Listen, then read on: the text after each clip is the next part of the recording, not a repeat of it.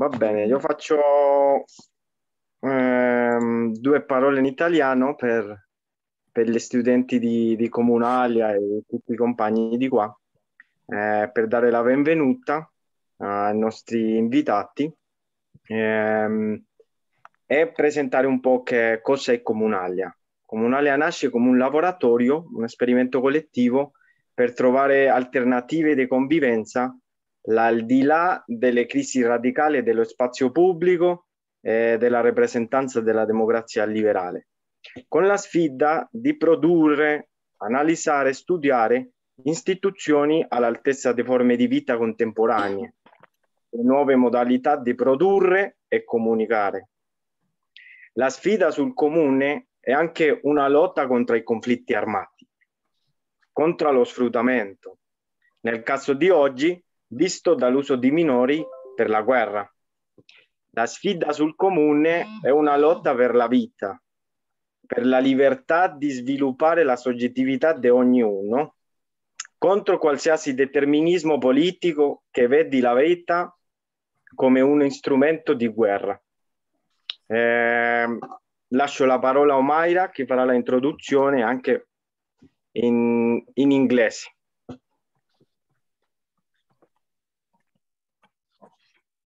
Grazie Daniel, grazie a tutti e a tutte per essere qua oggi, ai miei colleghi di dottorato, anche al laboratorio Comunalia per fare lo spazio per noi oggi sulla piattaforma Facebook, al professore Gennaro Avallone, Ivan Gonzalez e Parosa Chandra per essere qua con noi perché sono davvero esperti in questa materia. Vado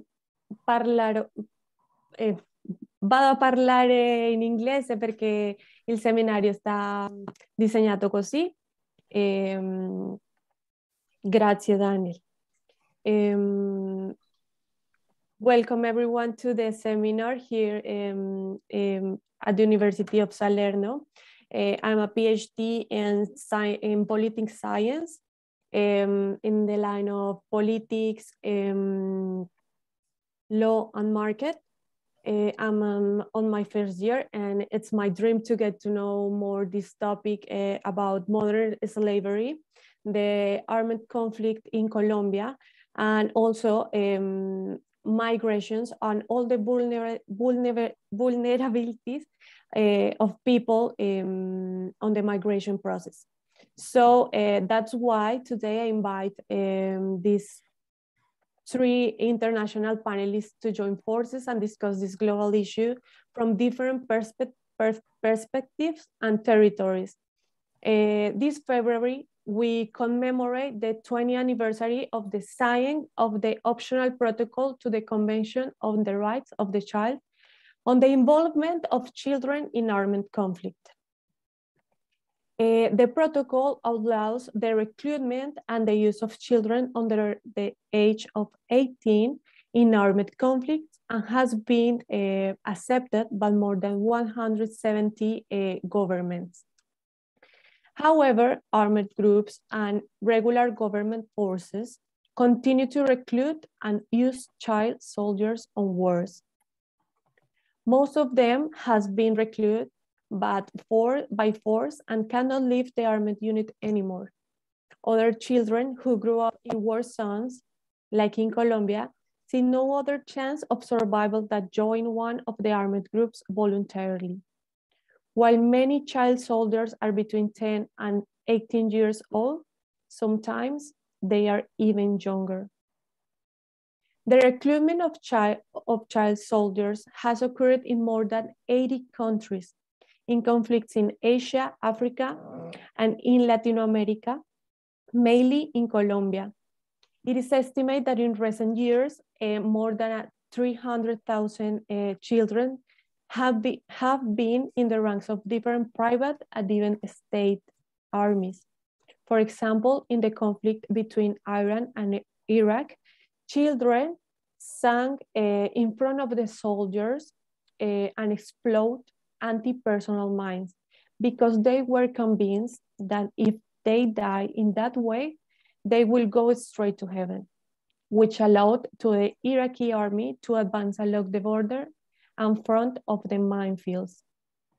Also, the involvement on this war of children that was Afghanistan migrants made the warning and the need to appeal to all international leaders to pay special attention to the minor migrants around the world.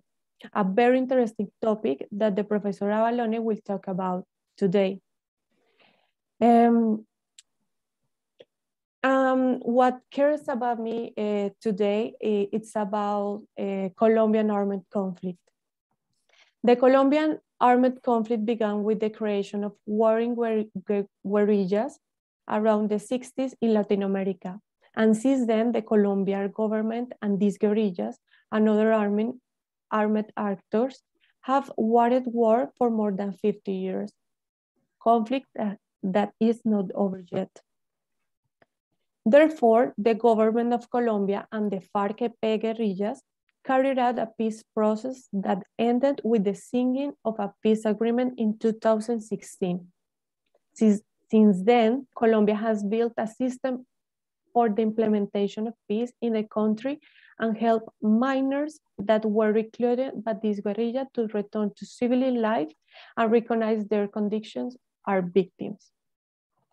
Nevertheless, in Colombia, the news and journals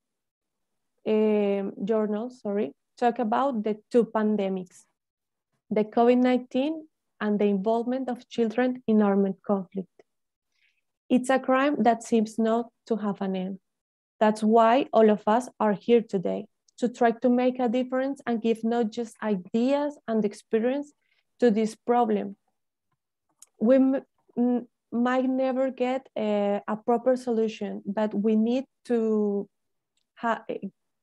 make conscious to the world that this is happening, and this is happening in Colombia also. And with the recent news that we are really sad, I'm really sorry to hear from yesterday about the invasion of Ukraine. We have to prevent these right violations on more than 100,000 children that are vulnerable now on Ukraine borders. So it's a pleasure for me to have these three amazing panelists, the Professor Gennaro Avallone, who is a professor at the University of Salerno. He's going to speak us first about the vulneration of rights and violation of human rights on minor migrants. So I'm going to present him as well. Yes, good afternoon. So I'm very happy to participate in this meeting. I want to share some slides to help students and people to follow my words. I think it's important to recognize some data, because in this way we have some empirical references, but we know that when we speak about this phenomena, like children involved in wars, we know that numbers are not sufficient to understand the reality. I think that they are useful. We need data. We need also categories, to understand what happened. But we know that suffering is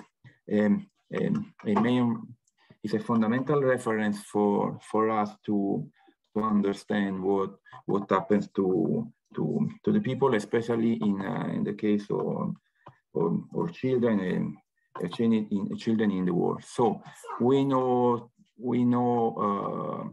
that 44 million people in the world, according to UN Agency for Refugee, share a condition of refugees, asylum seekers, or internal displaced person. This is a typical situation in Colombia, no? Where about 8 million, between 8 and 9 million people live in as internal displaced person. 42% of these 84 million people are children, are under 18 years. So it means that 35 million people in condition of forcibly displaced people worldwide are children, are under 18 years. This is a very, very important number. It means that when we speak about forcibly displaced people, we are especially speaking about children. So people under 18 years.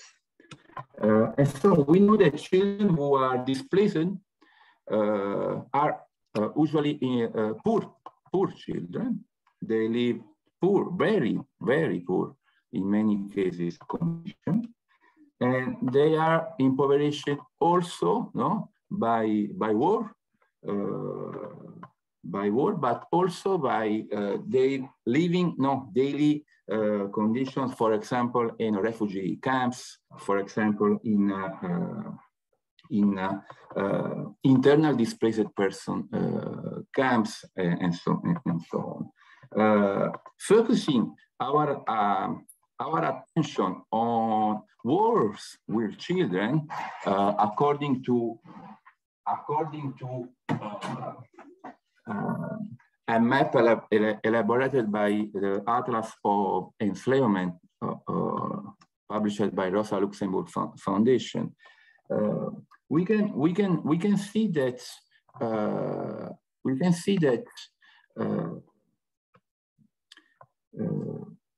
we have wars in children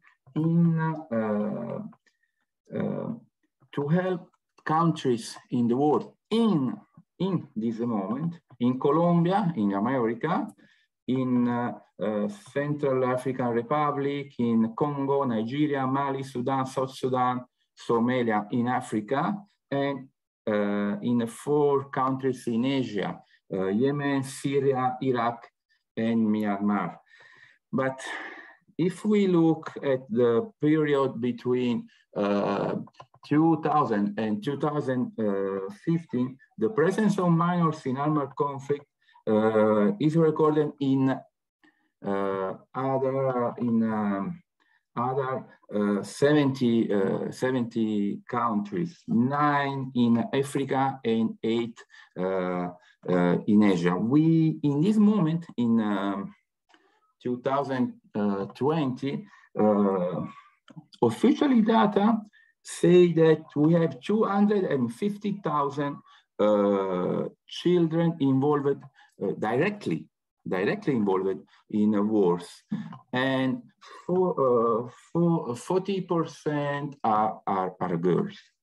And this is a very important condition, because for girls involved in directly involved in wars, these usually mean violence, and these usually mean sexual violence. From an introductive, a general legal point of view, we are facing, when we speak about children in war, so with a multiplicity of human rights violations related to enslavement. No?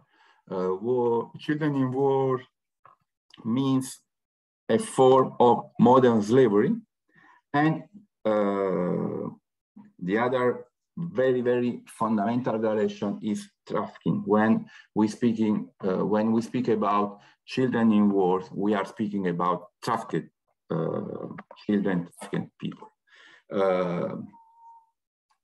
The condition, the living condition of refugees, or displaced people, internally displaced people, or asylum seekers, or children in wars, is strictly linked to wars, is strictly linked to weapons production. And we know that countries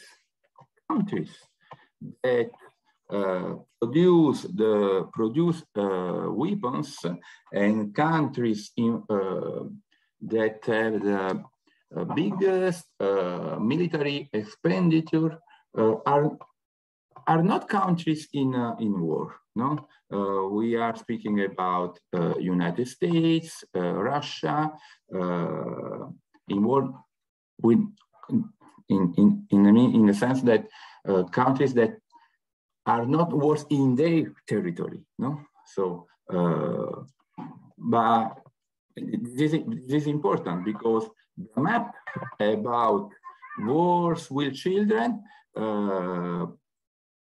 speaks about this territory, you know, America, South America, some countries in Africa, and some countries in Asia. But the Russian army highlights a very different map. So this means that a part of war share very difficult living condition, and in other part of war there is the production of weapons, and there is the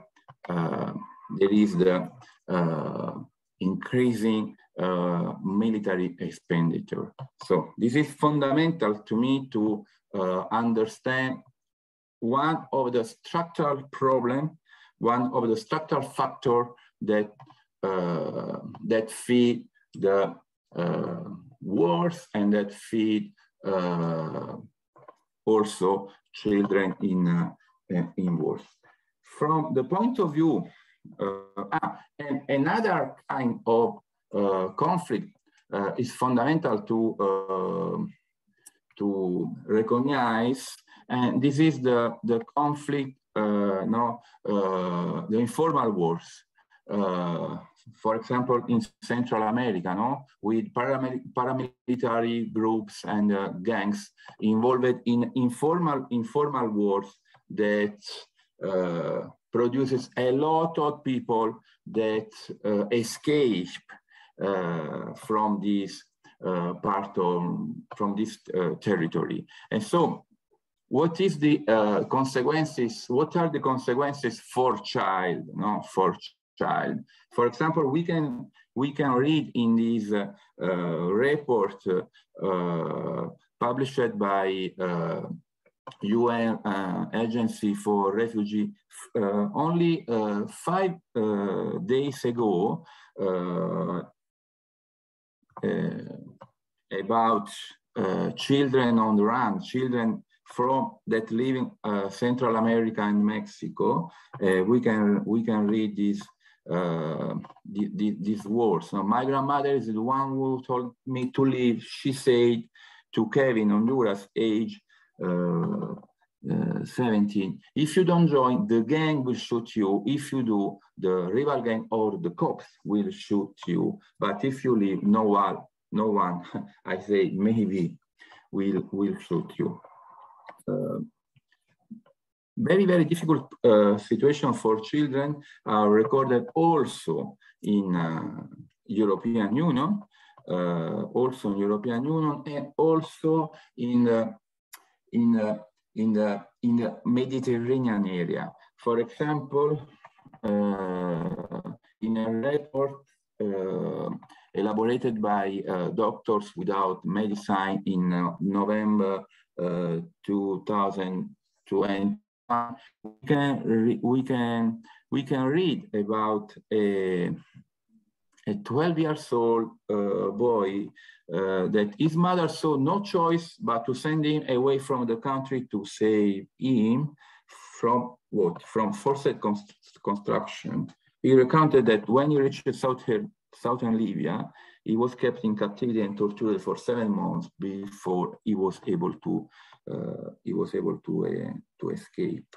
And these are the condition, the living condition for a part of child that try to escape from hell, no? From hell, in this case, from hell of Libya, and from hell of involving in from construction in the war.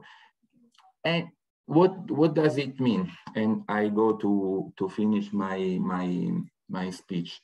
This means that also European Union migration policies based on Frontex agency and border externalization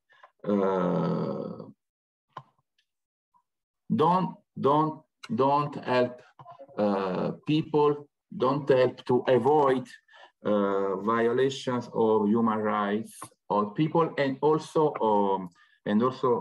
of child. And some data are some data highlight what this outcome of EU migration policies. For example, in 2019, we can say that European Union returned about 2,000 children in countries like Afghanistan, Iraq, Syria, and also Ukraine. And in order to leave 12,000 children in countries like Afghanistan, Syria, Iraq. And so this means that, I conclude in this way, that European Union policy migration and also, for example, United States policy migration don't help to avoid human rights migration, don't help to avoid for all child to escape from war zone, and also in some cases don't help to avoid that some children were involved in directly in wars in countries as Afghanistan, Syria, or Iraq. And thank you.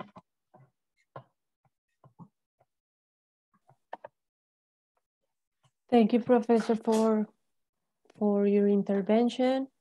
Like I said before, it's really important that the international leaders, the authorities, can see that often the migration, the routes of migrations could be routes where traffickers and also army groups could take advantage of children, and even if, like as you said, go without anyone alone to seek for a different opportunity of lives. Asylum, a refugee, it's a human right that needs to be respected. And thank you so much for your intervention. If there is questions or ci sono domande o preguntas in the chat, we can do the questions. Thank you so much, Professor, for your intervention. So I'm going to present the next panelist. The Professor Avalon took me so fast that I couldn't present him properly, but I'm going to do the presentation of the Professor Parosha Chandar. The Professor Chandar is a professor of practice in modern slavery law in the Dickinson Pool School of Law, King's College London. He's a human rights barrister on the Pump Court, a specialist in modern slavery law, and a world-leading expert on the law relating to human trafficking for the United Nations, the Council of Europe, an organization for security and cooperation in Europe. She represents adult and child victims of modern slavery and human trafficking, as has set critical legal trafficking precedents in the asylum, slavery, criminal no punishment, civil and public law context. The Professor Parosha has contributed to core international legal guidance on trafficking, provides judicial and legal training, and has advised on domestic and international legislation, including the Modern Slavery Act in 2015 in UK. She was received many honors for her work, including the Trafficking in Persons Hero Award in 2015, which she received in Washington, D.C. for her work in developing the rule of law on trafficking in the UK and abroad, and for her unparalleled achievements in the providing legal service to survivors of modern slavery. She is a senior legal advisor in the UK Parliament's Modern Slavery Project, supporting Commonwealth states to improve their trafficking and modern slavery laws. She is a published author and general editor of the leading textbooks Human Trafficking Handbook. And it's an honor for us to have you here today, Professor Parosha. I give you the word to speak to oral audience and for the students of the University of Salerno. Thank you so much.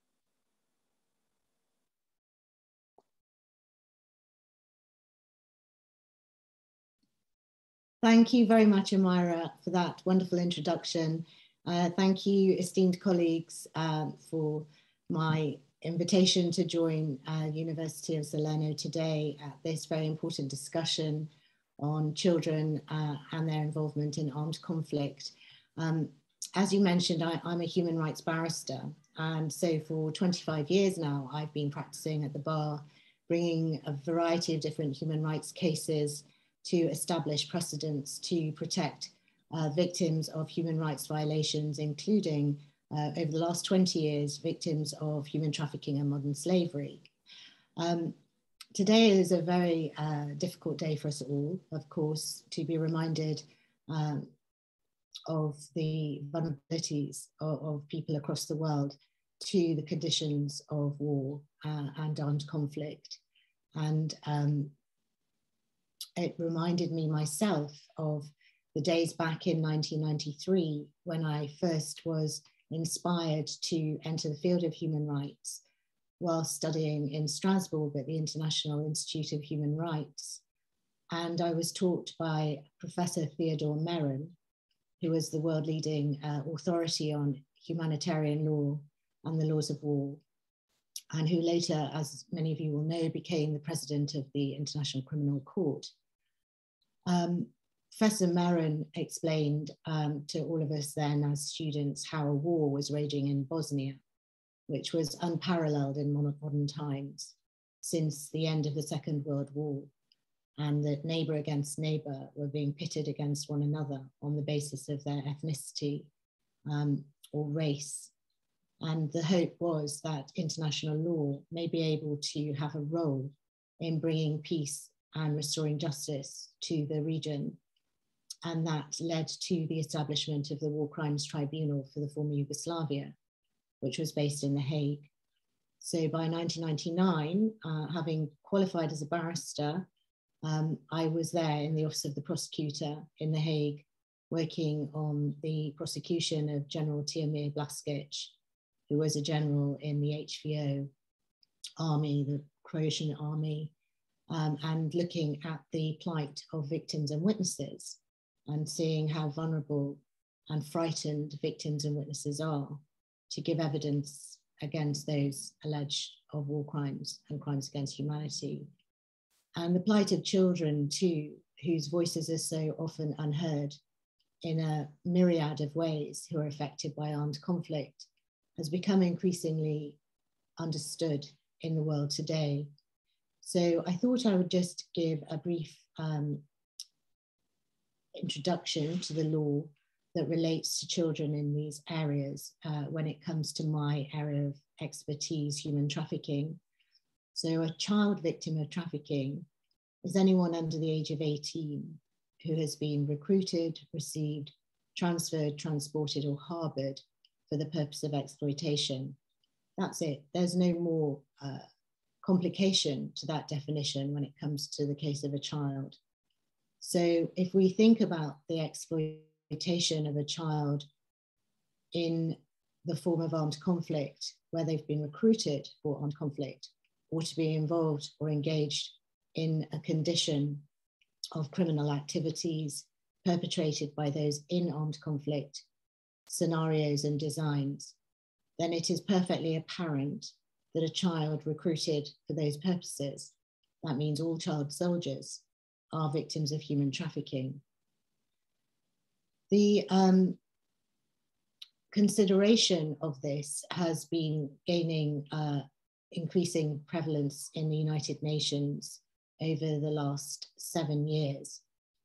And in 2016, the Security Council issued its Special Resolution 2331, condemning human trafficking in armed conflict around the world, and pointing specifically to the cases of ISIS or ISIL, to the abduction of girls, predominantly by Boko Haram, and other types of recruitment and exploitation of adults and children, including by the Lord's Resistance Army, for example. The UNODC, the United Nations Office on Drugs and Crime, of which I have been an expert group member on various occasions, published a very important report in 2018. I'm happy to share these reports with everybody, called Trafficking in Persons in the Context of Armed Conflict. And this was the first report by the UNODC really focusing on armed conflict. And I wanted to just draw out some of the points that are relevant to children in this discussion today. So one of the things that was discussed is trafficking into and out of armed conflict. And the report explained that in conflict areas, trafficking in persons for sexual slavery, recruitment of children into armed groups, forced labor, and abduction of women and girls for forced marriages are the most commonly reported forms of trafficking. And armed groups use trafficking as part of their strategy to increase their military power and economic resources, but also to project a violent image of themselves and to instill fear in local populations. They use sexual violence and sexual slavery as part of their operations. And for example, the prospect of receiving sex slaves is presented as a reward for joining the group and part of the armed group strategies to recruit new fighters. When we are looking specifically at some of the main forms of trafficking in persons, which impose and impinge on the rights of children, what we know is that when we're looking at trafficking for sexual exploitation in the context of armed conflict, we often have the situation where refugees who are fleeing from a conflict situation in formal and informal camps, as Professor Gennaro has described, have some families have felt they had no option but to trade away their daughters for marriage in order to obtain some money to support the rest of the family. Some may perceive this practice as a way to protect their daughters from sexual and gender-based violence. But some of the marriages have resulted in girls and women being coerced into sexual exploitation, which would qualify as trafficking in persons. Also, families coping with harsh realities of internally displaced persons in refugee camps may apply less scrutiny to job offers used to recruit girls and boys into sexual exploitation. And there have been countless occasions where this has happened, and it's usually linked to limited economic opportunities and an absence of the rule of law. In terms of trafficking for sexual slavery, this has been well documented. Trafficking for forced marriage, as I've said, and this is really described as the union between two persons in relation to one who has not given consent, is something that is often taking place within the context of armed conflict. The type of trafficking that this signifies mainly targets women and girls, and the exploitation leverages on stereotypical gender roles, where the girl carries out household duties while experiencing violence, abuse, and coercion, including rape and non-consensual sexual intercourse. It's been identified in most armed conflicts in Africa, the Middle East, and Asia. In some contexts, there's a strategy about how a group operates. For example, Boko Haram abducted about 200 young girls from Chibok community in Borno State with the purpose of forcibly marrying them to fighters, followed by other exploitation and abuse. Many of the girls were rescued and reunited with their families, but the group has abducted hundreds of girls and coerced many into slavery. And so this shows that modus operandi of taking the most vulnerable human beings, such as children, and using them as the spoils of war for the fighters to come in and receive this type of opportunity to abuse as the reward. There's also, of course, the direct trafficking of children into armed groups. And this is done to boost military capacity, and also to add client human resources. These ways of using children are regarded as exploitative. Figures from the UN Secretary General's reports on children and armed conflict documents around nearly 8,000 verifications of children being associated with armed groups in 2016. And according to the Special Representative of the Secretary General on Children and Armed Conflict, the recruitment and use of children associated with armed groups nearly always constitutes trafficking in persons. Recruitment may involve families or communities handing over their children, particularly boys, to joined armed groups that share ethnic, religious, or territorial ties. They may do out of a sense of obligation towards the group. However, some cases from international tribunals show that there's armed groups exerting pressure on local communities to provide children for military service in response to perceived external threats. In other cases, children join out of a lack of options, a desire for revenge in some cases for having lost their families during the conflict. And once enrolled in the groups, the children are prevented from leaving. During the conflict in Sierra Leone, armed groups prevented children from defecting by using violence, threats, and sanctions. If children tried to escape, their commanders burnt the letters RUF into their skin to deter others from doing the same. And the commanders manipulated victims by infusing narcotics into open wounds. So what we're seeing is a grave situation, which is increasingly prevalent globally, of children being subjected to identifiable forms of exploitation and trafficking, and yet without any corollary protection mechanisms in respect of their plight.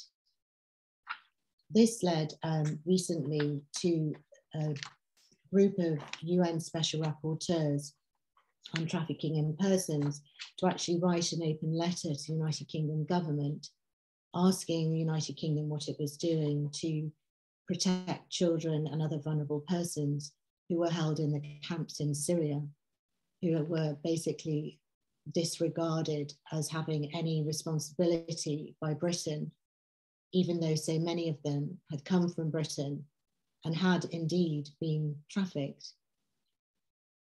Not only do children find themselves trafficked themselves, but once an adult is trafficked or taken to a place for recruitment, whether or not willingly or otherwise, children are often born through rape, through sexual abuse, and through other means. And when this happens, what are the rights of children who are born into conditions of armed conflict, where the parent may have the nationality of a state that is holding itself out to protect human rights, that the state wipes its hands clean?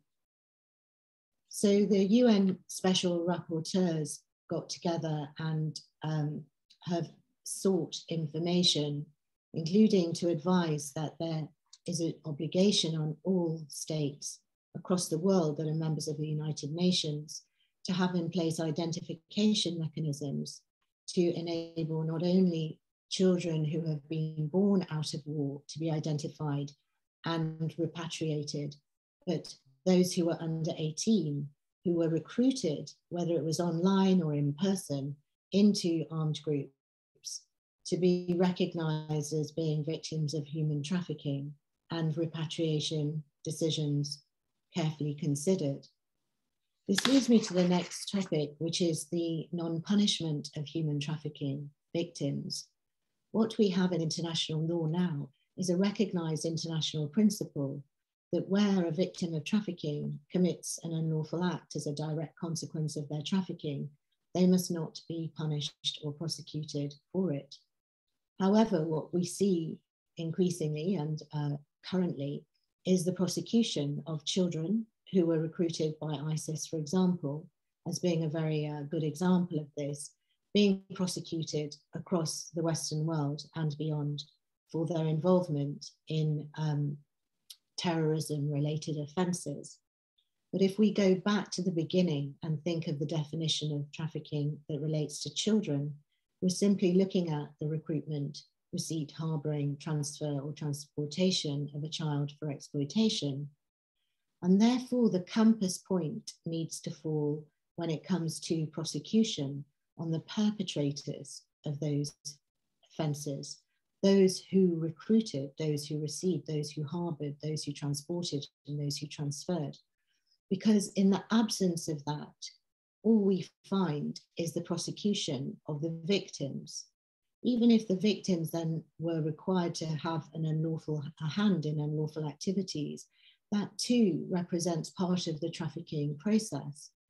And it is part of the control that is exercised by the traffickers and the armed groups to not only make the victim feel that they had a hand in their own fate, but to enable the progression of the use of the child victim continuously until the child is needed no more.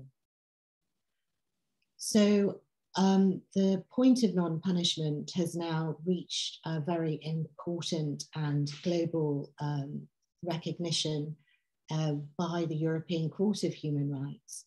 In my recent successful case of AN against the United Kingdom in 2021 of last year, just a year ago, it's reported as VCL and AN against the UK, where I had represented a Vietnamese boy who had been driven into cannabis cultivation in the UK by his trafficker. When he was found in the cannabis factory, as it was, with £500,000 worth of drugs, and the windows were bricked up and the door was bolted from the outside to prevent the workers there from leaving. My client, who was then age 16, was charged with cannabis cultivation, was prosecuted, and was sentenced by a judge to a term of partial imprisonment and partial community service on the basis that he was the perpetrator of the crime of cannabis cultivation. But all the hallmarks were there of him being a victim of human trafficking because he'd been recruited for the purposes of a criminal activity, namely the exploitation of a child for cannabis cultivation, which is actually what's called one of the worst forms of child trafficking, worst forms of child labour under the 1999 Worst Forms of Child Labour Convention from the ILO, which condemns and prohibits the use of a child, not only in the manufacture of drugs, but in the involvement in armed conflict too. So the UK government, refusing to accept he was trafficked, refused the criminal appeal I brought in respect of his case back in 2012 in a judgment of the Court of Appeal, And having been refused leave to go to the Supreme Court, I then lodged it in Strasbourg for the attention of the ECHR, which took 9 years to reach the judgment. But when it did, it very, very unequivocally found, with a unanimous judgment, that the UK had been in breach of 2 articles of the European Convention on Human Rights, in his case, in the case of VCL, namely Article 4, which is the prohibition on slavery, servitude, and forced labor, the prohibition extending to trafficking, and the court finding that there was a duty to protect under a positive obligation of the UK to protect such child victims from being criminalized for their activities, where there was a very clear finding by the formal identification system of the UK that he had been trafficked. And moreover, that there was no good reason for the UK to have disputed the finding that he had been trafficked by continuing to prosecute him and refusing him protection. And also that Article 6, the right to a fair trial, had been breached because he hadn't been given the chance to even collate evidence for his defense, because he was immediately imprisoned on charge. Now, the relevance of this is that this is the world's first regional supervisory jurisdiction of any court on non-punishment, and it will have ripples in the pond globally in terms of the positive obligations on states to protect victims, particularly child victims of trafficking, from being punished and prosecuted.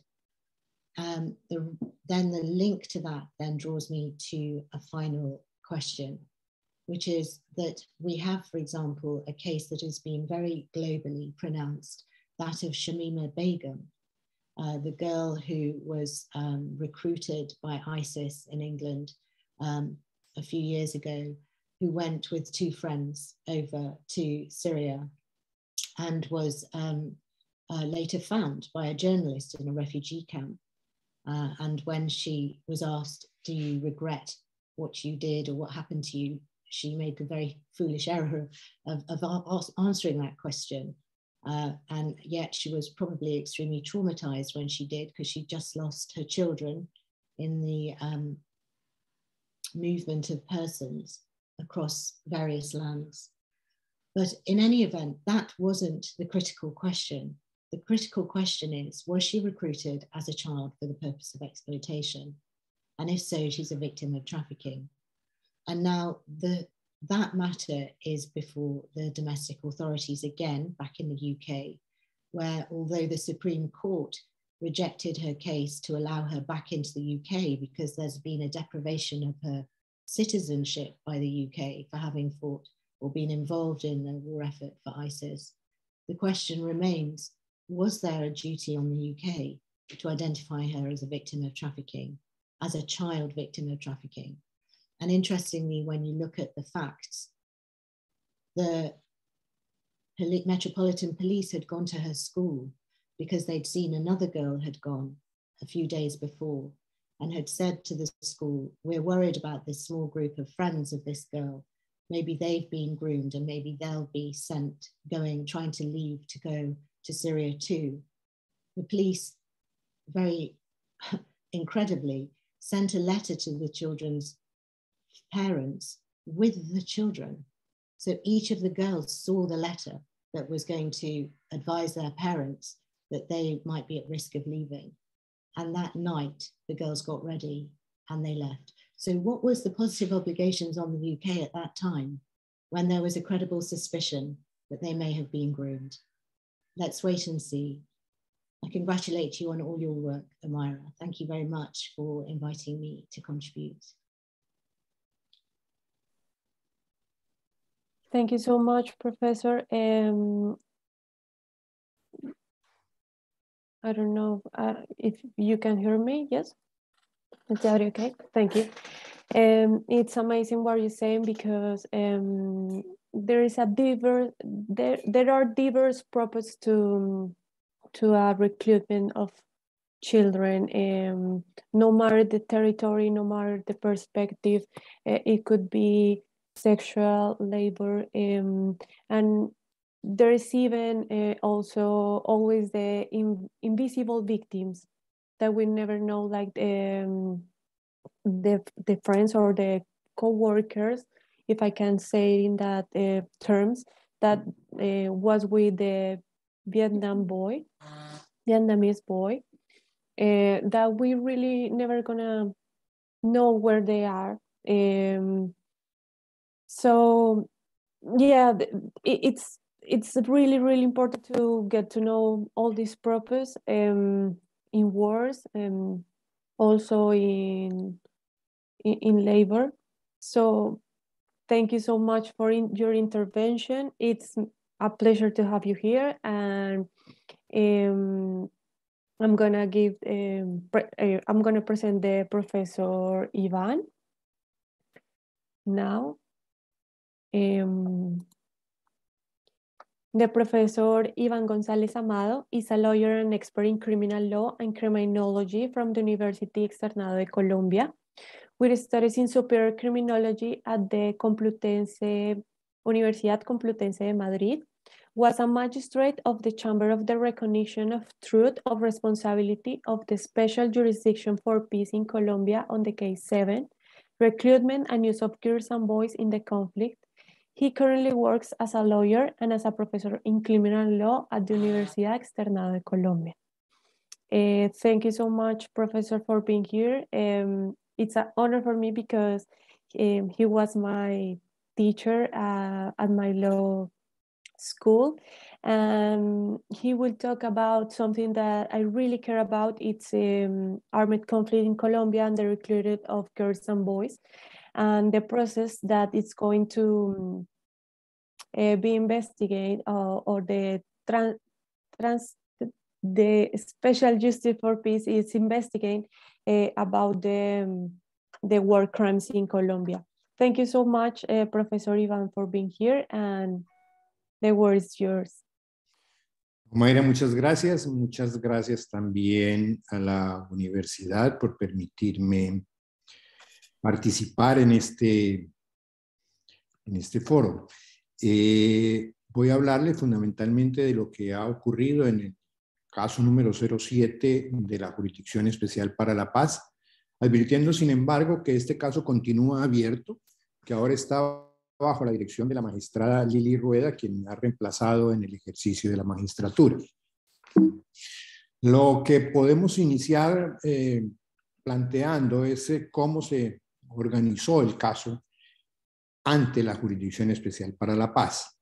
Desde el 1 de marzo de 2019 se fundamentaron los escritos, los informes que dieron noticia del reclutamiento de niñas y niños en el conflicto armado, y con base en 6 de ellos más o menos se optó por abrir el caso, fijando sin embargo la edad de reclutamiento en el mínimo de 18 años, toda vez que el Estado colombiano amplió la protección de los menores de edad frente a las inclemencias de la guerra, las atrocidades de la guerra, al elevar la edad de los menores reclutados o de los menores que podrían participar en los conflictos armados a través de lo dispuesto en el artículo 162 del Código Penal, que tipificó el reclutamiento ilícito.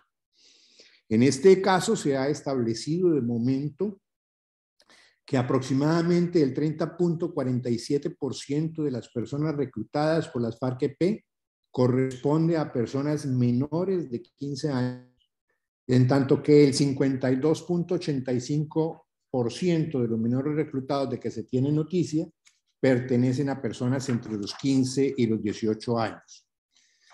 Este caso se abrió además con una doble perspectiva. Como se trata del ejercicio de la administración de justicia, con ocasión de la terminación del conflicto, es necesario investigar tanto las atrocidades cometidas por las antiguas FARC-EP como los delitos en los que han podido incurrir los miembros de las fuerzas oficiales del Estado en relación con los menores que fueron vinculados a la guerra. Las actividades, digamos, que se investigan en cada uno de los dos subcasos son distintas. Las primeras, las relacionadas con las FARC, son fundamentalmente las relacionadas con el reclutamiento y las violaciones de derechos humanos que se realizaron en contra de los niños mientras estaban pertenecientes a la guerrilla, en tanto que las actividades o las conductas que se están investigando en relación con los agentes de la fuerza pública son fundamentalmente asesinatos, torturas y utilización de menores de edad en las labores militares y de inteligencia, porque fueron, digamos, como las actividades que más se denunciaron, las actividades que más llegaron a conocimiento de la JEP. En esta perspectiva, digamos, el caso ha tenido un impulso inicial en relación con las investigaciones que se han adelantado o que se están adelantando contra las FARC-EP, en razón a varias circunstancias que se han considerado importantes, entre otras la necesidad de avanzar para la determinación de la responsabilidad penal de los comandantes de la antigua guerrilla.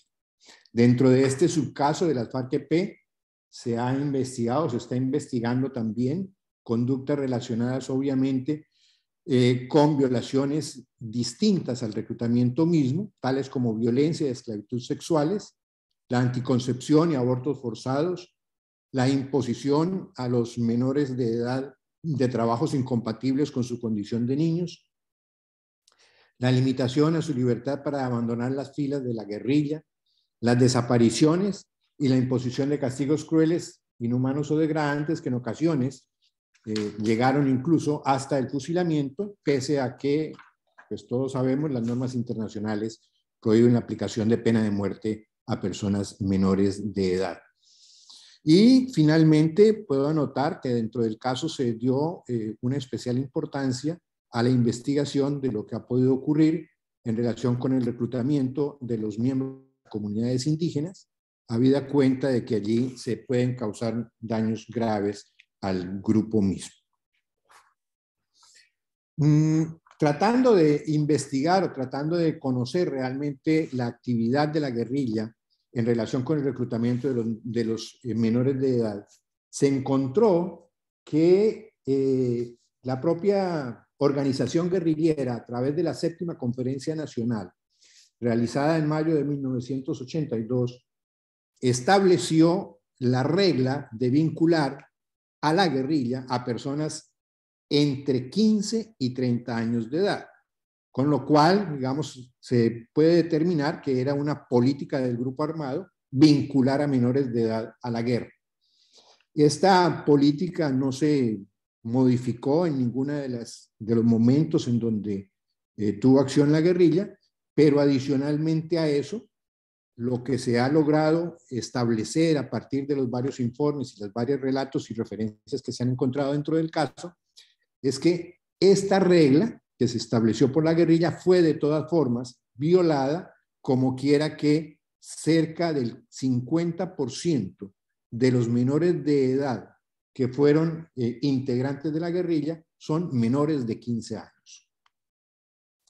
En relación con las otras violaciones de derechos investigadas dentro de este caso, también se encontró que fue decisión de los mandos de la guerrilla limitar severamente el derecho de las mujeres en general, pero obviamente también de las mujeres menores de edad, limitar severamente, digo, el derecho al ejercicio de sus derechos sexuales y reproductivos, como quiera que, por ejemplo, se obligaba a las mujeres vinculadas a la guerrilla a implantarse dispositivos intrauterinos para evitar el embarazo, las obligaban a usar cualquier otra forma de anticoncepción, les exigían que la conformación de la pareja tuviera una aprobación de los mandos.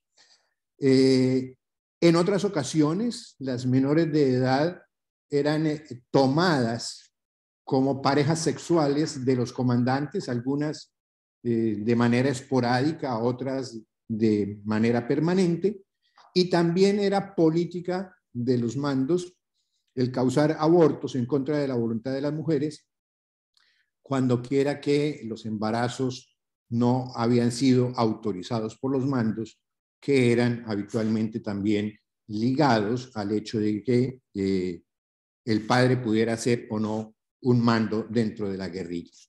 Y dentro de estas conductas de violencia también se está investigando el hecho de que al interior de la guerrilla no era permitido ningún comportamiento que los comandantes juzgaran, digamos, contrario a la moral de la guerrilla, pero aquí estamos hablando fundamentalmente de comportamientos que los mandos de la guerrilla pudieran considerar como un comportamiento homosexual o que tuviera una connotación de esa naturaleza.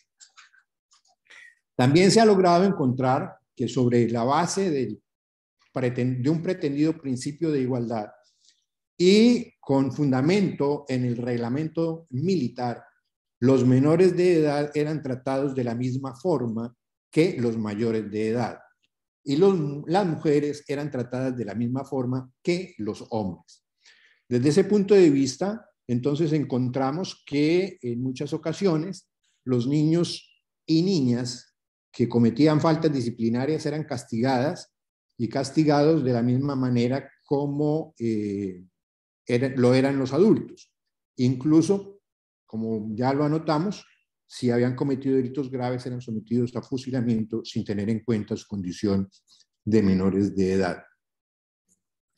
Y finalmente, como parte, digamos, de la política general dentro del reclutamiento, se ha encontrado que las FARC-EP limitaba las posibilidades de comunicación de sus integrantes con el resto de las familias. Es decir, hay una forma de ataque a la posibilidad de mantener esas relaciones con algunas de las familias, no con todas, ya veremos, digamos, había casos en donde la comunicación con la familia era permitida y además era constante. Para entender, digamos, el reclutamiento en esta situación de guerra, de conflicto en Colombia, voy a hacer simplemente unas anotaciones para poner en perspectiva un poco qué era lo que ocurría también. La guerrilla de las FARC fue preferentemente una organización campesina. Y esa guerrilla actuaba en sitios, en territorios en donde había nula o escasa presencia del Estado colombiano y de las autoridades estatales. De forma que allí se configuró como la autoridad en la región y como tal pues asumió el control tanto de la población como de algunos servicios, entre ellos, por ejemplo, el crear vías de comunicación en zonas selváticas, o incidir ante las autoridades locales para la toma de decisiones, o incidir ante la población para la determinación de qué personas deberían ser elegidas como mandatarios dentro del territorio, y además controlaba la economía regional, en particular en todos aquellos casos en donde estaba involucrada la siembra y comercialización de coca. Por su parte, digamos, en lo que tiene que ver con las autoridades del Estado, los servicios oficiales de educación, salud, asistencia familiar y justicia eran escasos, eran bastante pobres, y las oportunidades laborales de los habitantes allí se reducían casi que a las labores del campo o a la vinculación en las actividades de cultivo y procesamiento de la hoja de coca.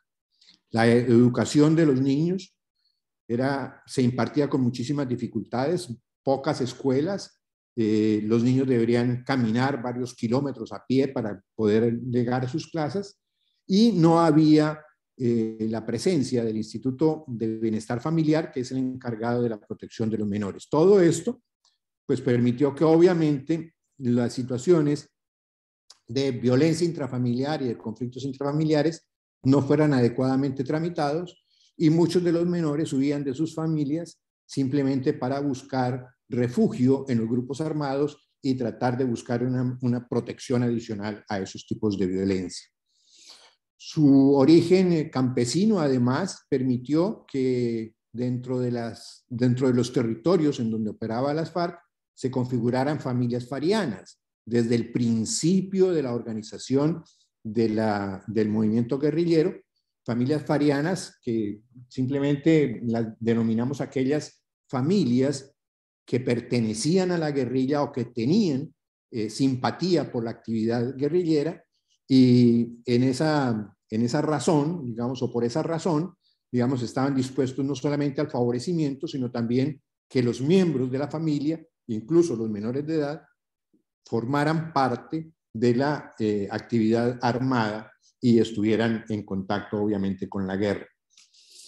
Pero adicionalmente a eso, y particularmente desde los años 80, en las zonas de influencia guerrillera se fueron conformando otros grupos armados violentos, tales como, por ejemplo, las autodefensas, que defendían la propiedad privada y la vida de los ataques de la guerrilla, defendían una ideología de extrema derecha. También se configuraron grupos armados dedicados a la explotación de minerales, que tomaron el control de zonas de difícil acceso para las autoridades del Estado, y grupos de narcotraficantes que también asumieron el control de algunos territorios, particularmente aquellos en donde se producía la coca o que servían de corredores para la exportación de esta sustancia. Toda esta confluencia de grupos armados y obviamente las demás condiciones sociales y políticas generó dentro de las poblaciones, bajo influencia de la guerrilla, una cultura de la violencia, en donde la ostentación y el uso de las armas eran de alguna manera símbolos de poder dentro de la población, y la pertenencia a alguno de los grupos armados era no solamente visto como una oportunidad de alcanzar los mínimos de supervivencia, sino también como una forma de conseguir empleo o de obtener una posición social, o incluso servía a los menores, a los jóvenes y adolescentes, para conseguir pareja y para ser vistos como personas exitosas. Todo un símbolo de estatus dentro de las poblaciones afectadas por la violencia. La guerrilla, por su parte, trabajaba ideológicamente en la conformación de grupos de niñas y niños que servían, pues obviamente, a sus intereses, y en donde se impartía la doctrina de la FARC-EP, eran los denominados grupos de pioneros, al paso que hacía a su manera servicio social en la comunidad, incluso administraba justicia en los conflictos menores, en los conflictos familiares y demás, y de esta manera pues lograba el respaldo de las comunidades en donde tenían asentada su actividad.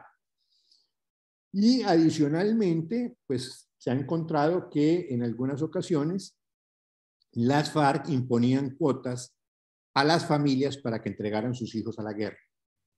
Todas estas condiciones también han hecho que dentro del caso no se hable solamente del reclutamiento forzado, sino en general del reclutamiento ilícito, que es un concepto más amplio porque no implica necesariamente el ejercicio de la fuerza, sino la simple vinculación, cualquiera que sea la forma, de menores de edad a la guerra. ¿Qué logros y dificultades, digamos, hemos advertido o se han advertido dentro del caso 07? Uno de los mayores logros, tal vez, ha sido el de darle una perspectiva de género, o mejor, la investigación que se ha adelantado, que se está adelantando sobre los casos de violencia sexual y de género, que es un eje transversal que pretende visibilizar todas las violaciones que se cometieron en contra de las niñas, particularmente, también de los niños, pero particularmente de las niñas vinculadas a la FARC-EP, y prioriza aquellos casos en los que las mujeres fueron sometidas a abortos forzados como una forma de controlarlas, como una forma de castigarlas por haber tenido relaciones sexuales no autorizadas. Dentro de esta línea de investigación, quizás la dificultad más, o una de las dificultades más importantes, es el hecho de que no se ha logrado establecer qué personas ajenas a la guerrilla participaron en estas actividades de abortos forzados, ya que en ocasiones médicos, enfermeras o personas simpatizantes de la guerrilla, en otras ocasiones contra su voluntad, eran llevados a los campamentos para que allí realizaran los abortos forzados.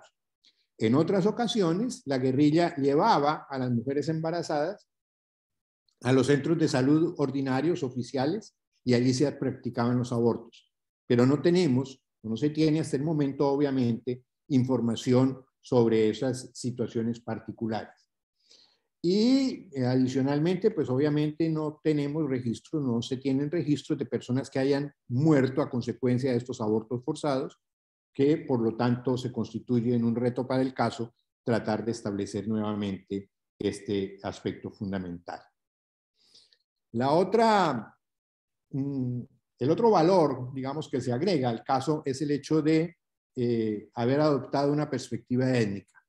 Y en ese sentido, digamos, están investigando cuáles son o cuáles han sido los reclutamientos que se han realizado en contra de menores de edad pertenecientes a los pueblos étnicos, cosa que se ve reflejada en la priorización que el año pasado se hizo del caso en relación con la investigación del bloque oriental, en cuyos dominios existen cerca de 166 resguardos de 60 pueblos indígenas situados en 9 departamentos del país. La perspectiva es importante porque está investigando no solamente los daños causados a los menores reclutados, sino también los daños que han podido causarse a las comunidades a las que pertenecían, pues en algunas ocasiones fue tan alto el número de indígenas reclutados que se puso en peligro la subsistencia del pueblo indígena, o simplemente no solamente se mengua la población, no solamente porque se menguó la población, sino también por el daño que pudo haberse causado a las tradiciones y valores de los pueblos indígenas, que se ven desprovistos de quien mantenga estos valores y estas notas de cultura tan importantes para la configuración del grupo. Aquí, sin embargo, pues siempre existe la esperanza de que la adecuada coordinación entre la Jurisdicción Especial para la Paz y las autoridades de los pueblos indígenas permita conocer la verdad de estos reclutamientos. Otro problema está relacionado con la cifra negra. La cifra negra está configurada por muchos factores. Lo primero de ellos, el primero de ellos, el hecho de que muchos de los menores de edad reclutados hicieron carrera dentro de la guerrilla e incluso llegaron a obtener cargos de mando como comandantes de frente, de bloque o incluso miembros del secretariado, y que por lo tanto no se han revelado como menores víctimas del reclutamiento. Otra fuente de esta cifra negra puede estar relacionada con el hecho de que muchos de los guerrilleros desmovilizados con ocasión del conflicto, del acuerdo para la terminación del conflicto de 2016, se sienten o tienen un sentido de pertenencia a la organización, están comprometidos con la lucha armada y también quieren conservar, digamos, ese estatus de guerrilleros para la obtención de los beneficios que se dieron a los miembros de la guerrilla a partir de la terminación del conflicto armado. Pero adicionalmente a eso, como otro problema, está el hecho de que no tenemos registros suficientes en la guerrilla de los menores vinculados al conflicto. La guerrilla intentó en algunos momentos tener esos registros a partir más o menos de los años 80, pero cerca del año 2010, cuando fueron incautados los computadores de uno de los comandantes guerrilleros, el Mono Jojoy, simplemente se paró el registro de menores vinculados a la guerra, de tal manera que tampoco con esa forma o por esa vía podemos establecer exactamente cuáles son las cantidades de personas vinculadas al conflicto. Y hay adicionalmente otro factor, que es el hecho de que tampoco hay registros de personas de menores de edad que murieron en la guerra y que nunca fueron anotadas, digamos, como miembros o como menores reclutados por la guerrilla. Otra de las dificultades que hemos encontrado, no está aquí en la presentación en inglés, pero la voy a anotar, es el hecho de que hay personas menores de edad que fueron vinculados a la guerrilla, respecto de las cuales no, los familiares no tienen noticia alguna, ni buena ni mala, simplemente no se tienen noticia. En otras ocasiones, los familiares tienen una muy vaga noticia acerca de la muerte de estos menores de edad en combates o de alguna manera que se han muerto. En otros hay unas noticias vagas sobre la captura y en otras situaciones lo que se encuentra es que han perdido la identidad de los menores de edad en relación con su familia. Se cambiaron los nombres e incluso los apellidos de tal manera que no se conoce realmente cuál es su origen familiar ni nada. Esto implica, pues obviamente, un reto importante, cuál es el de tratar de establecer la suerte de estas personas desaparecidas. La JEP está trabajando para esos efectos con la Comisión de Búsqueda de Personas Dadas por Desaparecidas a consecuencia del conflicto armado y se están entonces dando o suministrando información adecuada para avanzar en la búsqueda de estos datos. Y finalmente, para no abusar del tiempo, me voy a referir a las dificultades de reconocimiento de la responsabilidad.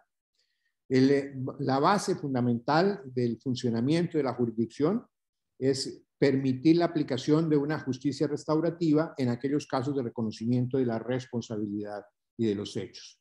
Sin embargo, lo que hemos encontrado es que los antiguos miembros del secretariado, por los medios de comunicación, negaron que hubiera conductas al interior de la guerrilla, conductas tales como el reclutamiento o la violencia sexual o la aplicación de abortos forzados.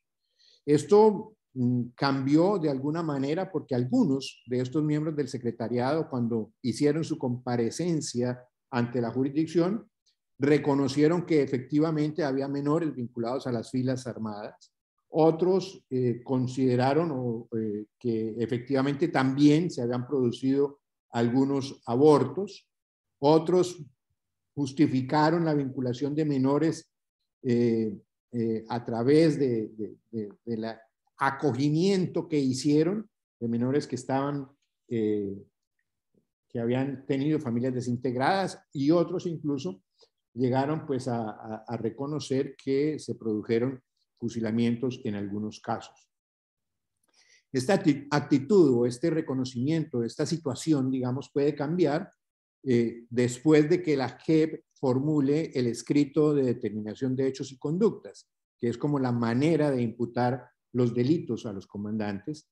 Allí los comandantes tendrán la oportunidad de reconocer los hechos y su responsabilidad o negarla. Si la reconocen, pues se da paso al proceso restaurativo y se les impondrá la pena propia. Si no la reconocen, se dará paso al proceso contencioso y se adelantará el juzgamiento. De todo lo anterior, digamos que no nos queda sino una expectativa fundada, que la JEP, a través de las decisiones del caso número 07, nos permita conocer la verdad de las violaciones a los derechos humanos cometidas en contra de los menores de edad reclutados, y que este caso sirva a Colombia y al mundo, obviamente, para que tengamos experiencias y elementos suficientes para proteger a nuestros niños y nuestras niñas de los horrores de la guerra. Muchísimas gracias a ustedes. Muchas gracias, doctor Iván. Muy clara la presentación, muy claras los hechos, el conflicto armado en Colombia dentro de la charla. Le agradezco mucho. Hay algunas preguntas. There are some questions from the public. I don't know if we proceed to resolve these questions, or you got questions between you, the panelists, or let me know.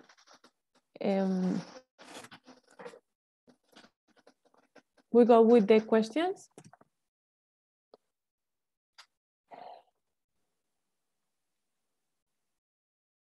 There is a question for Professor Parosha.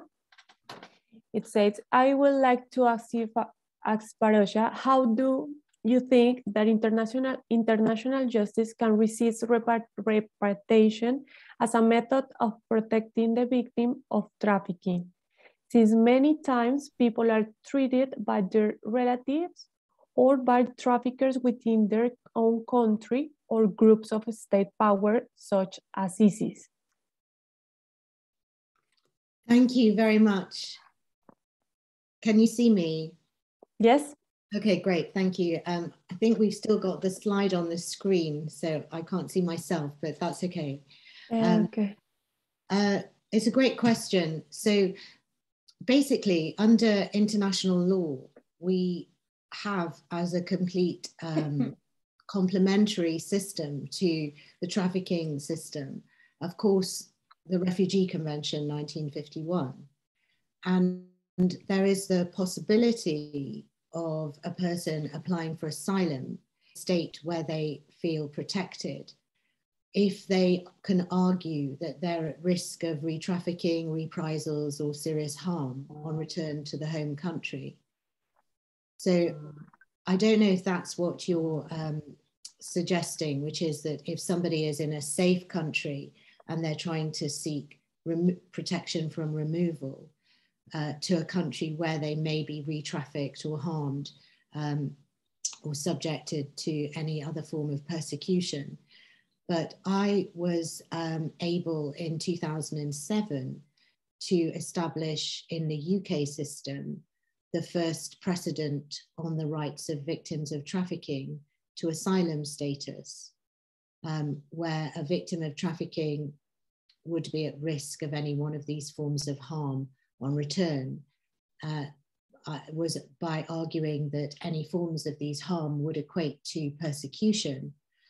When it comes to the case of children, a risk assessment is always needed if a child is in a safe country that they have ended up in, and where the parents might have been engaged in the trafficking of that child. So the risk assessment is to ensure that if the child is repatriated, it won't be to a dangerous risk of harm for them in terms of the opportunity given to the same people who assisted in their trafficking the first time to do it again. On a secondary part of answering the question, I'd mentioned about the camps in Syria and the situation being grave there, and the fact that it's now established, of course, that there are some families in Council of Europe member states who are asking for the return, particularly of children, grandchildren, who are languishing in Syria, to be returned to the member state of which the parent who may have deceased was a national. And so on this point, I really want to draw your attention to a very important development. And that is that there's a case before the European Court of Human Rights at the very moment called HF and MF against France and JD and AD against France. And this case went for a hearing in the Grand Chamber of the European Court of Human Rights as recently as September 2021. And we're waiting for the outcome. But the interesting feature of this case is that actually the Council of Europe Commissioner for Human Rights intervened as an interested third party, and his oral submissions are available online. So I can make sure that Omaira receives that to circulate it. And he talks very clearly about the fact that there is jurisdiction for every council of member state to receive and repatriate the children born of nationals of its state who may be languishing in Syria. And this is that under one of the UN key principles for the protection, repatriation, prosecution, rehabilitation, and reintegration of women and children, with links to UN listed terrorist groups, and says that states have the primary responsibility for their own nationals. And then he goes on to talk about states' responsibilities to their nationals detained in the camps. And he talks about the proven risk of serious harm to the physical and psychological integrity of persons detained. And he actually is very clear. He says that it's been argued that the treatment of detained women are exposed to is a result of their own choice, that's what a lot of commentators have said. And he says that there's a collective duty to eradicate certain treatments, that the entire ECHR system is based on the idea of protecting against, and therefore they get what they deserve cannot be an acceptable answer to treatment that is incompatible with the convention, and that women and children may have been victims of coercion and trafficking, and states have an international obligation to identify, assist and protect victims, including extraterritorially, as the UN Special Rapporteur on Trafficking in Persons, especially women and children, has stated. So this is a very interesting case to be aware of, and we're all hoping for a very good judgment at the Grand Chamber of the European Court of Human Rights on this very controversial issue of repatriation. Thank you, Professor. The Professor Avalone told me that he has to go now. It lasts like 2 questions. So he already responds his questions on the chat. So it lasts 2 questions. One for Professor Parosha and the other for the Professor Ivan. If the Professor Gennaro wants to go now, or... Yes, because I read about a question about the European Union policy, no alternatives to European Union policy. So the answer is very is very complex, because migration policy is always part of the comprehensive.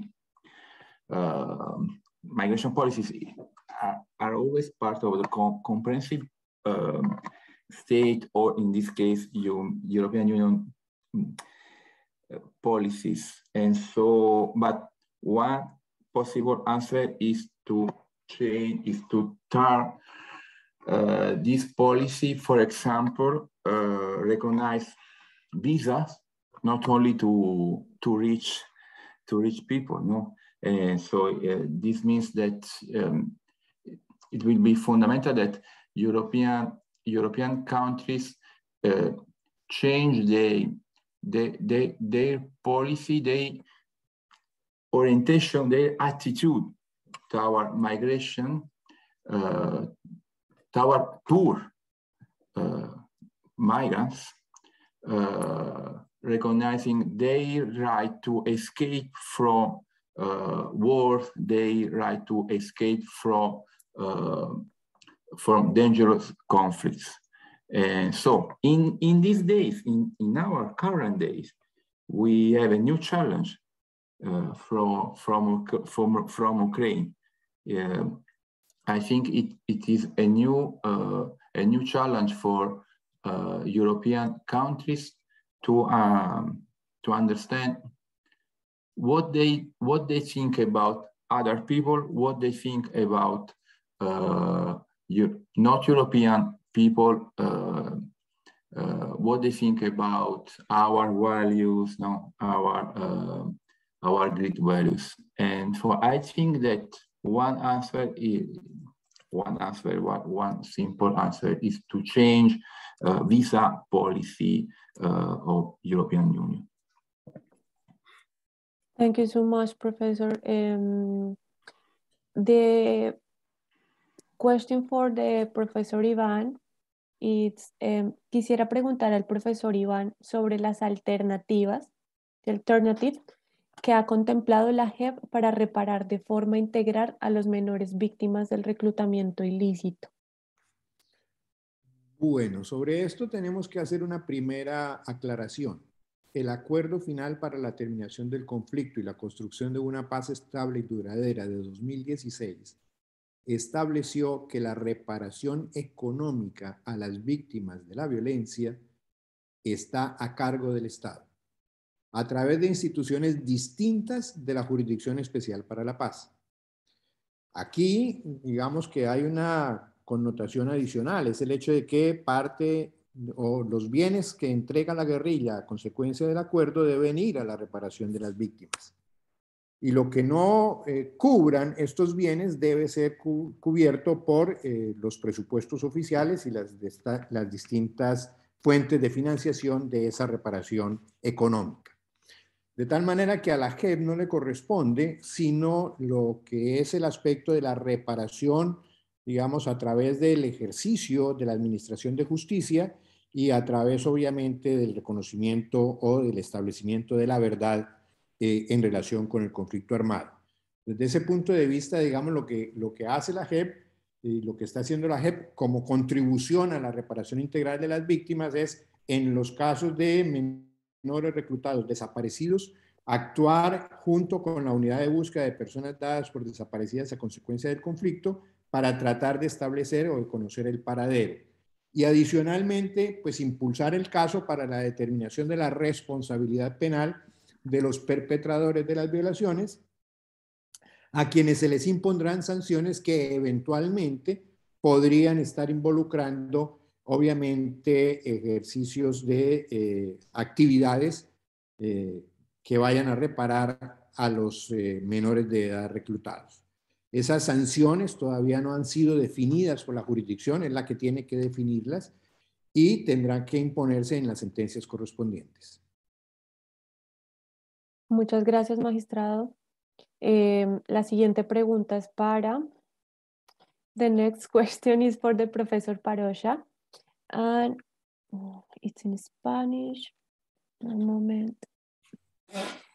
The consent of the victim it's valid when it's a fact that the victim has been have suffered what I don't know how to say it, but like a brainwash from these armed conflicts and armed groups on war. So, sorry, Omaira, can you give the question again? I understand what you're saying, that there are victims who are sometimes brainwashed by the armed groups. Yeah. What's the question in relation to that, please? The concept is valid for not... the person, the victim, doesn't recognize himself or herself as a victim.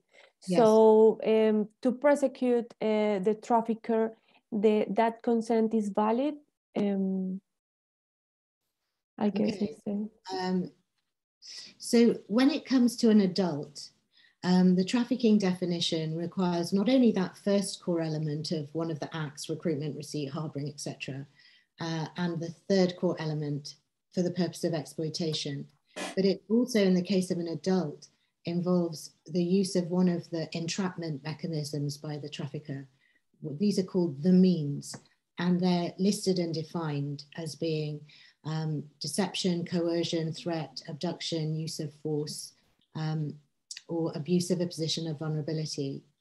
Now, the Trafficking Convention, the Palermo Protocol of 2000, which set the trafficking definition, and then which was then adopted by the Council of Europe Convention in 2005, and was adopted and modified by the EU Directive in 2011, are all very clear that where the consent of a victim was obtained through the use of any one of those means by the trafficker, threats, abduction, force, coercion, abuse of a position of vulnerability, that person's consent shall be rendered irrelevant, okay? So that means that it was predicted right from the beginning that if a trafficker is ever prosecuted, the one thing they're going to say and jump straight to say is the person consented. But if the person is identified as a victim of trafficking for having been able to establish one of those, all those three core elements when it's an adult, the act, the means, and the purpose of exploitation, then it's no defense for the trafficker to say the person consented, because in simple terms, the person never was capable of their free will at the time of the consent because they were suffering under one of those means.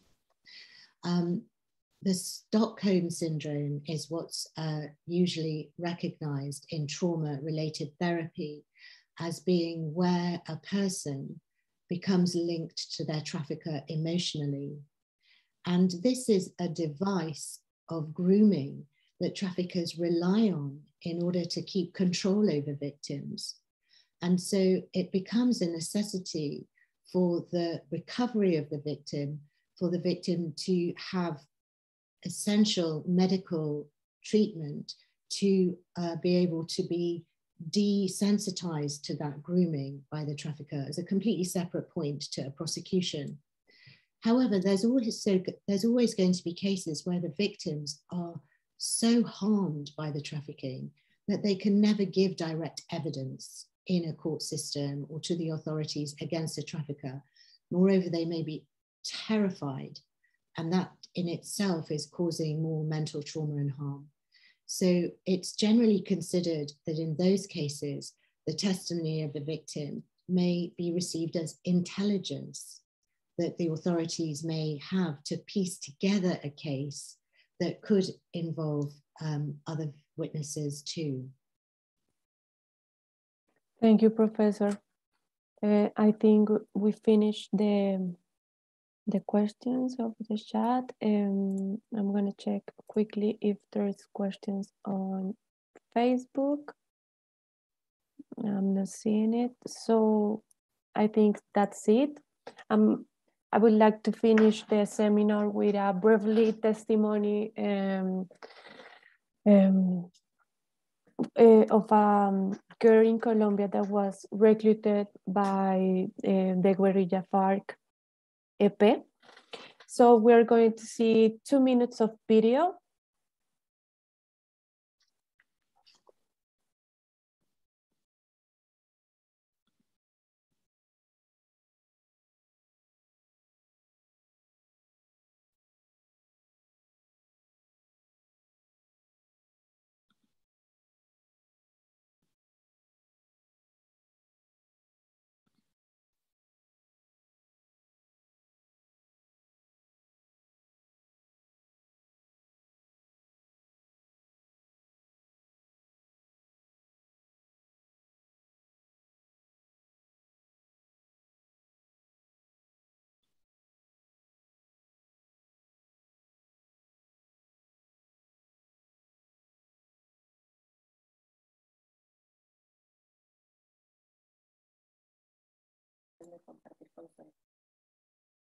Do you hear the presentation, the video?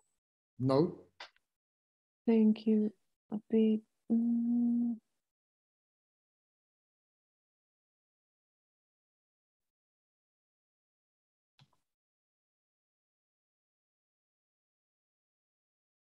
But we could see the subtitles in case that's the way to show.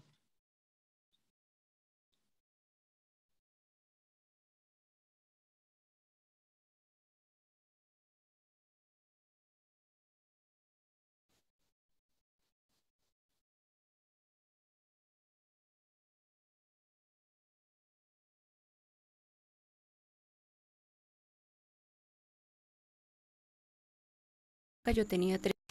No, it's okay.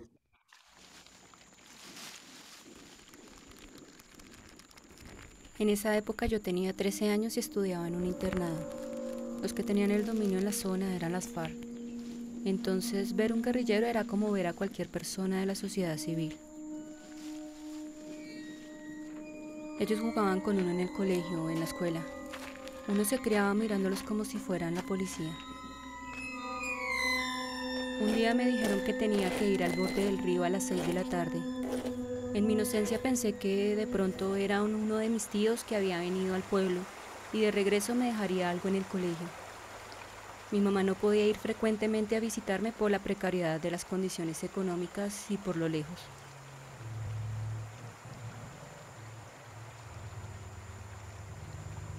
Yo le dije a mi amiga que me acompañara. Cuando nosotras llegamos al borde del río me dicen, venimos por usted.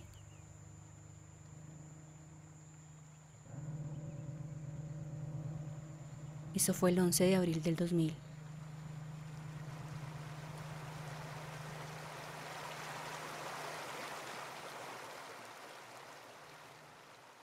Muchas personas me han cuestionado. ¿Por qué no gritó? ¿Por qué no llamó? Uno con 13 años y frente a un guerrillero. Es fácil para la gente preguntar por qué no pedí ayuda, pero en ese momento uno está indefenso.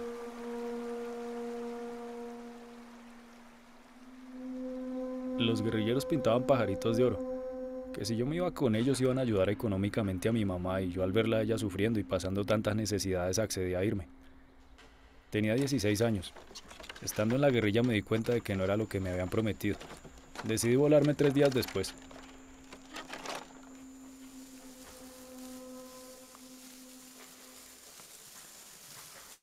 Otro amigo me dijo, vámonos para Cañovejas. Allá me compré ropa y una cicla y me eché otra plata al bolsillo. Duramos 2 días en esa cicla, era pequeña.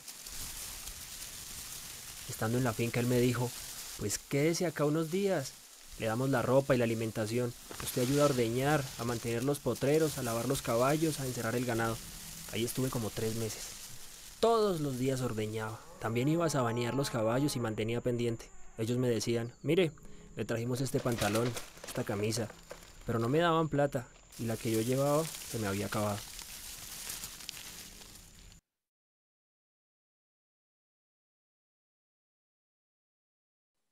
That's briefly the context of the conflict in Colombia. Very, very, very briefly, a few testimonies of childs that we recruit for the FARC years ago. We have a lot of material on the special jurisdiction of peace. Also the audience that the magistrate Ivan Gonzalez made with the commands of the guerrilla. And on the page of the Commission of Truth in Colombia that has made a huge work for show what has been this conflict for our country and the recruitment of kids, a lot of generations that was born with this conflict and perpetual violence in Colombia. So my purpose with the seminar is to see that recruitment of kids, of children, needs systematic policies, a huge criminal organization to perpetuate this violence and to see our childhoods develop in violence in Colombia, like in a lot of countries as we see today, not just with migration, crossing borders scenario, also with civil conflicts, internal conflicts in the countries. So I want to thank you, the Professor Ivan and the Professor Parosha, also the Professor Gennaro, because it was an amazing seminar. It made my thesis with your amazing speeches. So that's all. If you want to say something, the word is yours. Okay. Yo quiero simplemente decir, el problema de la vinculación de los niños a la guerra no se ataca o no se soluciona atacando solamente la vinculación. Hay que acabar las guerras. Y de la misma manera, el tráfico de menores de edad no se soluciona atacando el problema del menor de edad. Se soluciona eliminando el tráfico. Creo que en esto todos los gobiernos tienen que tener un empeño a fin de lograr la protección integral de los niños y las niñas frente a estos fenómenos que tanto los afectan. Muchas gracias, Omaira, muchas gracias al profesor Genaro, muchas gracias a la profesora Parosha. Thank you so much, Parosha. Thank you so much, Gennaro and Omaira. Thank you. Thank you so much, esteemed colleagues and Omaira, and for everyone for attending. I just wanted to add something, which is that when we were just talking about consent, and I was talking about in the cases of adults, it being irrelevant where any of the trafficking means are used, there's a reason why in the child trafficking definition, none of the means are required to establish child trafficking. And that is because children are vulnerable by virtue of age alone. So there's never to be a burden on a child to show that they were coerced, threatened, deceived. In every case, the category of children is the most unprotected and the most vulnerable in every community to any form of abuse and harm. And the EU directive is very clear on trafficking of 2011, which is that in a child's case, consent is always a nullity. No child can consent to their trafficking. Thank you so much, Omaira and esteemed colleagues, for bringing out in all of us so many thoughts and ideas, and for this wonderful opportunity to share. And thank you to the wonderful participants for their fantastic, insightful and probing questions. It's been a true honor to be here today. I'm only sorry that I can't be there in Italy. Please invite me in person. Of course, of course. And yeah, good luck. Slowly we're turning on presence to our classes, and would be an honor to have you here. Of course, I would do my best for that. Well, thank you, and really, it's been a wonderful event. And congratulations, Omaira, for bringing all of us, the panelists and the attendees, together. Thank you, Professor.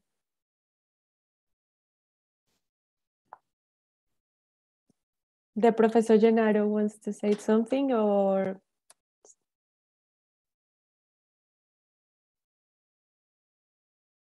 Sorry. Only thank you, especially Professor Ivana, Ivan, Professor Parosha. So it was a great pleasure and honor to participate with them. And thank you to Omaira for organizing this very useful meeting. So thanks. Thank you, Professor, for making the time, and also for bringing us a different perspective from the migration and from wars around this Mediterranean, to see that children are very vulnerable on this context. So thank you so much. Danny, if you want to say something to close the seminar from the Lab Communalia. Okay, no, I just want to say thank you for all of you. I'm really happy to try to help Omaira to organize this event. It's really clear the different concepts, the different facts that we are from.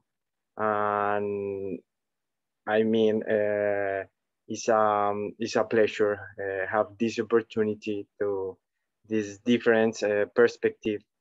And in Communalia, we are working around these kind of issues, especially to make a different views of the problem of exploitation, wars, and the justice.